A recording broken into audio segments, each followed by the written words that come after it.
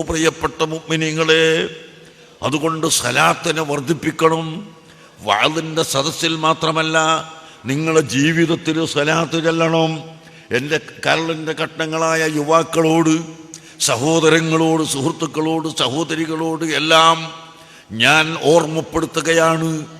നമ്മളുടെ നാവ് കൊണ്ട് നാം കളവ് പറയരുത്. ജീവിതത്തിൽ ഒരിക്കലും കളവ് പറയരുത്. അതുപോലെ ഗീബത്ത്, പരദൂഷണം പറയരുത്.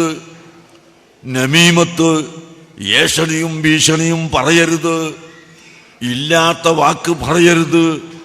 ഒരു മനുഷ്യനെ സംബന്ധിച്ച് പരിഹാസം പറയരുത്. അള്ളാഹുവിൻ്റെ കൽപ്പനയാണ്, നിങ്ങൾ ആരെയും പരിഹസിക്കരുത്. ലാ യസ്ഖറു ഖൗമുൻ മിൻ ഖൗമിൻ അസാ അൻ യകൂനു ഖൈറൻ മിൻഹും. അള്ളാഹു പഠിപ്പിക്കുന്നു, ഓ ജനങ്ങളെ, നിങ്ങളാരും മറ്റൊരു കൂട്ടരെ പരിഹസിക്കരുത് കേട്ടോ. കാരണം ആ പരിഹസിക്കപ്പെടുന്നവരായിരിക്കാം ഒരുപക്ഷേ നിങ്ങൾ അള്ളാഹുവിൻ്റെ അടുക്കൽ നല്ലവർ. നിങ്ങൾ പരിഹസിക്കരുത്. പുരുഷന്മാരും പരിഹസിക്കരുത്, സ്ത്രീകളും പരിഹസിക്കരുത്. ഒറ്റക്കുട്ടിയും ആരെയും പരിഹസിക്കാൻ പാടില്ല, കളവ് പറയാൻ പാടില്ല.